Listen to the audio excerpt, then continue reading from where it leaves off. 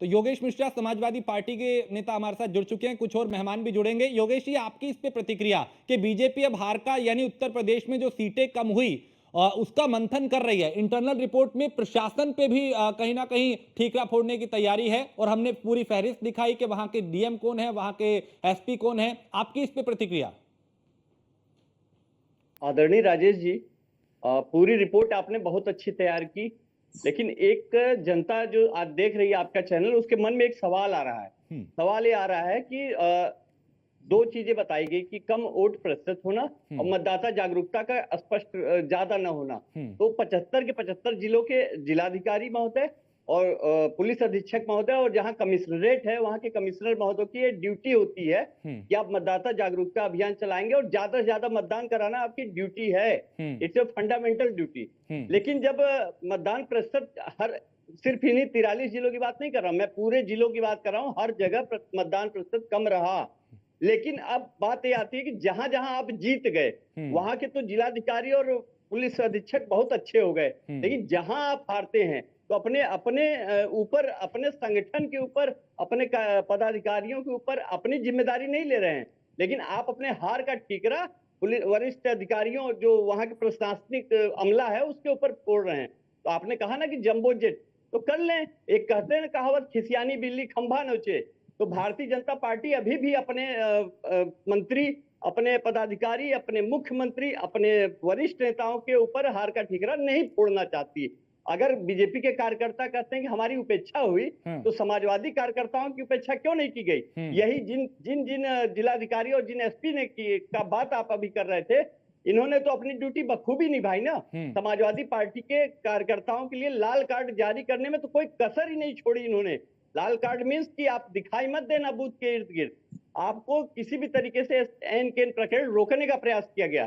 जिस संभल का आपने जिक्र किया, जिस रामपुर का आपने जिक्र किया, उस वहीं के पुलिस अधिकारियों से जियाउर रहमान हमारे साहब जो सांसद जी जीत के आए हैं, उनकी झड़प सबने देखी। रामपुर में हमारे मौलाना जो जीत के आए उनको हराने का हर संभव प्रयास किया गया। यही पुलिस अधीक्षक। लेकिन जहां भाजपा जीत जाती है वहां के तो अधिकारी अच्छे हो जाते हैं। अरे हार का आपको करना है समीक्षा, तो आप कहिए ना कि आप इसको स्वीकार करिए कि इस प्रदेश के किसानों जेपी जी, हार का ठीकरा अब क्या प्रशासनिक अमले पे फोड़ने की तैयारी है? जैसे नतीजे आपके पक्ष में नहीं आए, उत्तर प्रदेश की अगर बात करें, 80 का टारगेट आप लोग लेके चले थे, क्या अब उसका ठीकरा, जैसा योगेश भी कह रहे हैं कि आप लोग अब इस ठीकरा जो है वो अधिकारियों पे फोड़ने की तैयारी कर रहे हैं?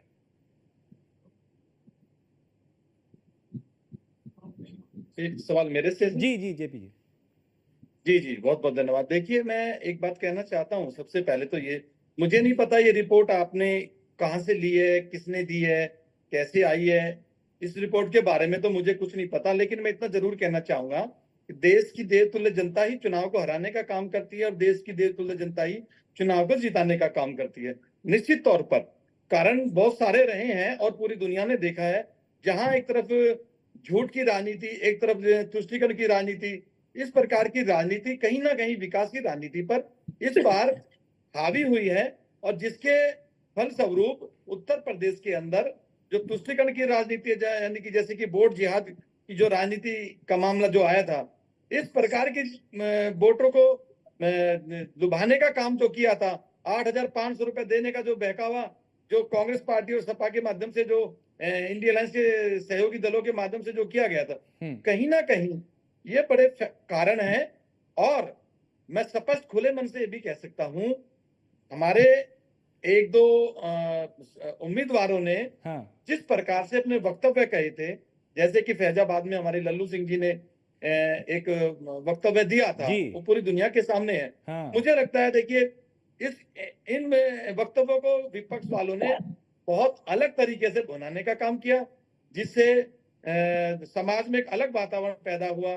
तो मेरा मानना यह है कि देश की देवतुल्य जनता ही चुनाव को जिताती है, देश की देवतुल्य जनता ही किसी भी उम्मीदवार को चुनाव हराती है। तो मेरा ऐसा मानना है, बार बार मैं यही बात कह रहा हूं कि मैं चूंकि इस बार की जो राजनीति हुई है, इस बार का जो चुनाव हुआ है, उसमें कहीं ना कहीं तुष्टीकरण की राजनीति, विकास की राजनीति पर हावी हुई है और ये पूरी दुनिया ने देखा है।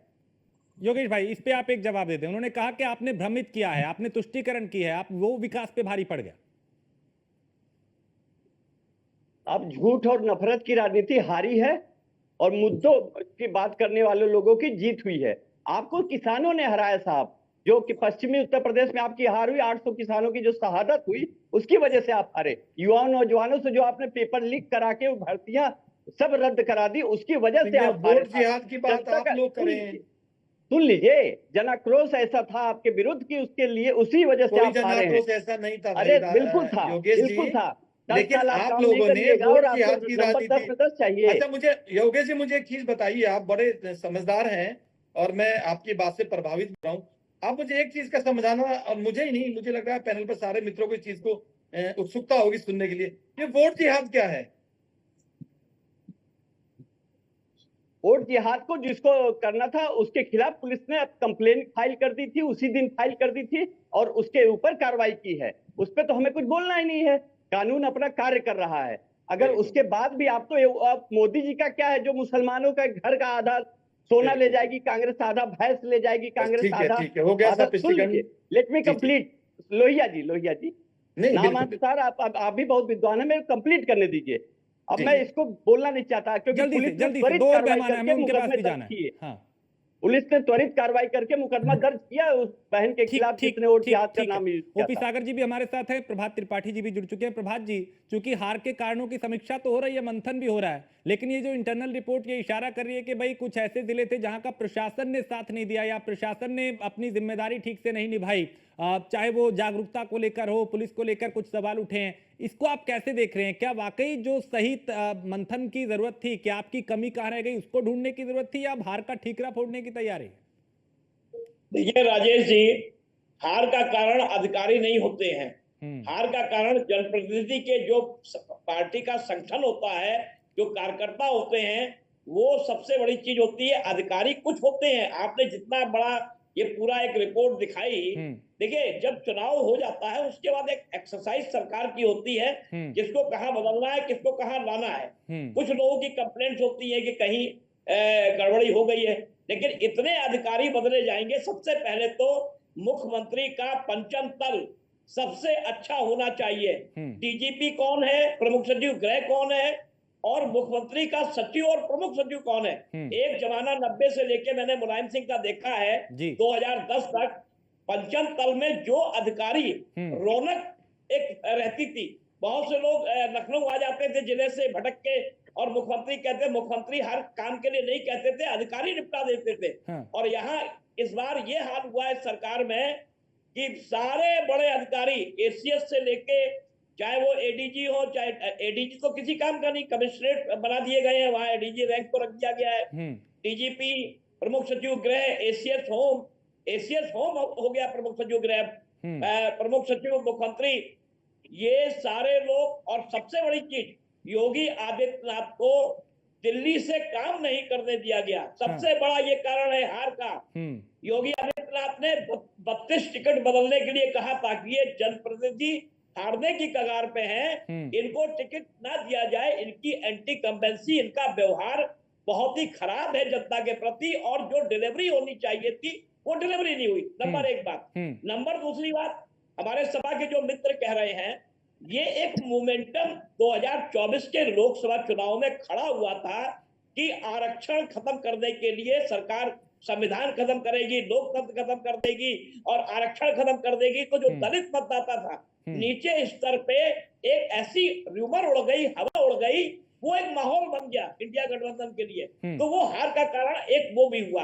अधिकारियों को लपेटना, डीएम और एसएसपी एक प्रोसेस है। डीएम हटेंगे, एसएसपी हटेंगे, जंबो जेट ट्रांसफर होंगे, वो सब होंगे, लेकिन सरकार के साथ जो अधिकारी लगे हुए हैं वो सबसे बड़े जिम्मेदार होते हैं सरकार की कार्य प्रणाली और व्यवहार को लेके। क्योंकि लखनऊ में जो व्यक्ति आते हैं, जो जनप्रतिनिधि हैं, वो अगर पंचम तल जाते हैं, उनका काम नहीं होता है, उनके कार्यकर्ताओं का काम नहीं होता है, तो ये जिम्मेदारी, ये ठीकरा बड़े अधिकारियों को उठना चाहिए। डीएम तो आया, उसने अपना काम किया, निर्वाचन अधिकारी होता है, और हर डीएम चाहता है कि हमारे क्षेत्र में काम हो।